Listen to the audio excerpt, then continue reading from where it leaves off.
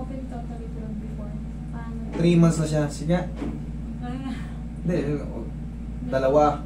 Pero dati, mas malaki pa Pero dyan. sa morning, medyo mas malaki siya doon. Kasi kumbaga na-rest siya ng gabi. Ang minimum kasi, tandaan nyo ang minimum is 2. Ayan hakta. Pero pag sinagad mo yan, ang normal, 2.5. Normal yan sa atin. Minimum 2. Ayan. Normal, ganyan. Ayan. Maximum 3. Masakit po siya pagka... Maximum na yan. Pilit na pilit na yun.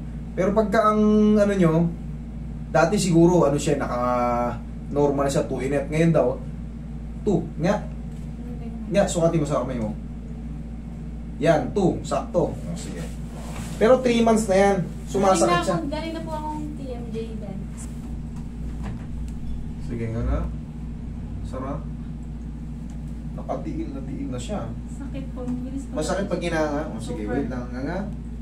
Dandan sana. Okay, one more. Nga. Dandan sana. Sobrang sakit? Hindi naman. Sobrang sakit niya. Higa kang patihaya. Wait lang po. Tihaya. Sige.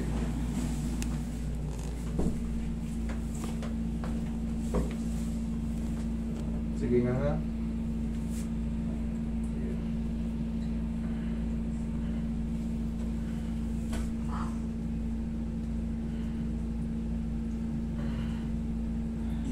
Okay, ganun ka ma'am. Sige. Nga. O, sukatin mo yung daliri mo yun. Sukatin mo. Yan. O. 2.5. Subukan mo 2.5. Hindi. Yan. O, kasya. Kanina ayaw eh. Pero may pain lang siya konti na lang. Hindi na tulad ng kanina. May pain siyang konti. Upo ka. That is normal. Alam niyo kung bakit? Trauma. Yung trauma. Pero ang mahalaga dyan, tatandaan nyo, pag tama ang adjustment, ganito yung pain kanina. Pag tama, kailangan, meron siyang pain master pero maliit na lang. Pag napahinga pa yan, hindi pwedeng yung ganito, sumakit pa lalo. Hindi po pwede. Pero yan, sure na yan. Relax na. Sarap.